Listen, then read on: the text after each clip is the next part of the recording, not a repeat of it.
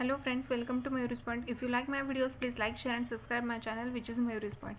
In this video, we discuss about types of constructor, and the first type of constructor is default constructor. So start with default constructors. So अभी देखते हैं कि default constructors होते क्या हैं.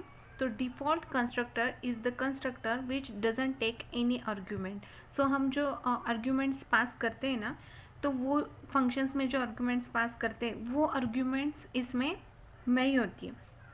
सो default constructor is the constructor which does not take any argument. It has no parameters. So functions में जो हम parameters arguments देते हैं, so default constructors में ये नहीं होते. तो हम अभी एग्जाम्पल के थ्रू देखते हैं.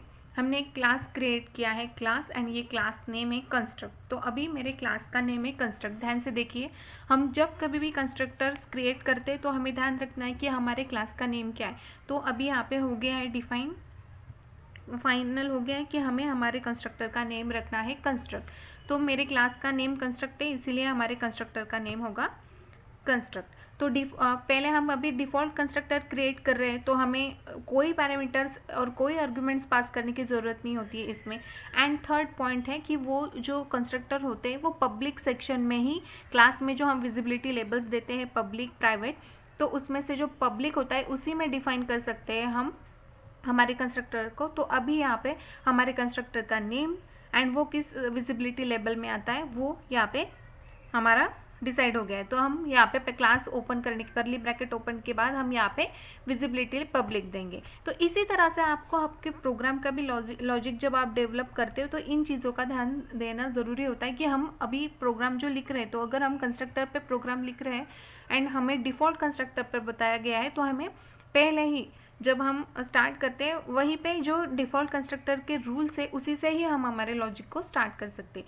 तो यहाँ पे इंटीजर a एंड b मैंने ये 2 वेरिएबल्स जो है वो डिक्लेयर कर दिए. अभी यहाँ पे मैंने एक लाइन दी है, कमेंट बोल सकते हैं हम इसे. हम C++ में ये 2 स्लैश होते हैं, इनके यूज़ से कमेंट देते हैं. तो अभी हम डिफ़ॉल्ट कंस्ट्रक्टर दे रहे हैं, क्रिएट कर रहे हैं, इसलिए यहाँ पे मैंने कमेंट दिए.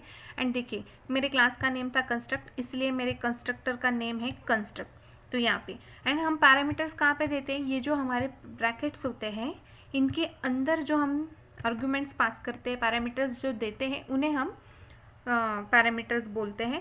तो डिफ़ॉल्ट कंस्ट्रक्टर में यहाँ पे हमें कुछ नहीं देना होता है, सिंपल एक फंक्शन का ब्रैकेट्स देने होते.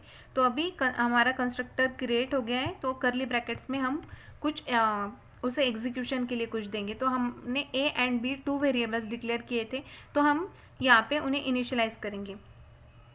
तो a equal to 10, b equal to 20. Constructor का काम ही यही है कि वो जो ऑब्जेक्ट्स होते हैं या वेरिएबल्स होते हैं उन्हें इनिशियलाइज करता है. तो हमने a में वैल्यू दे दी 10, b में वैल्यू दे दी 20. यहाँ पे हमारा कंस्ट्रक्टर क्लोज हो गया एंड यहाँ पे हमारा मेन क्लास क्लोज हो गया है, और यहाँ पे क्लास के क्लोज के बाद हमने टर्मिनेटर दिए. तो हमारा कंस्ट्रक्टर अभी क्रिएट हो गया है. अभी हमारा मेन फंक्शन स्टार्ट होगा. So main function open bracket. So default constructor, हमारा रूल क्या है, default constructor call when the object is created.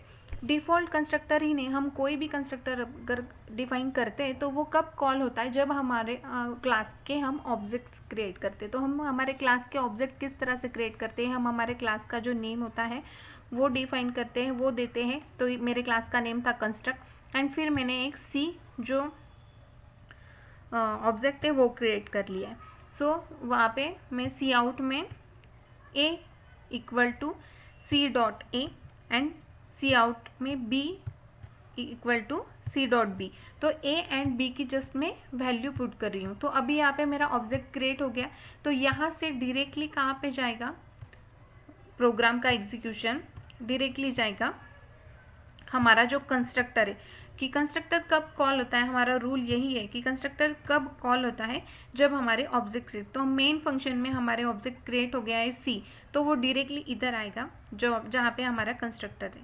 तो a equal to 10 and b equal to 20. So वो ये फंक्शन कॉल करके a एंड b में जो वैल्यूज़ है वो यहाँ पे प्रिंट करेगा. तो सी आउट एंड ये दोनों सी आउट के जो स्टेटमेंट्स है उससे वो a एंड b में जो वैल्यूज़ है वो प्रिंट करेगा. तो हमारे a में वैल्यू है 10, b में वैल्यू है 20.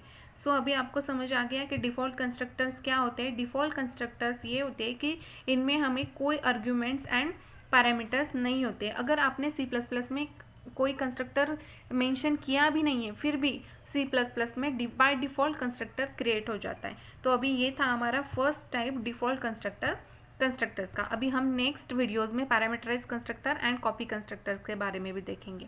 सो अगर आपको मेरा वीडियो अच्छा लगा है तो प्लीज़ मेरे चैनल को सब्सक्राइब करिए, लाइक करिए एंड शेयर करिए। Meet in next video.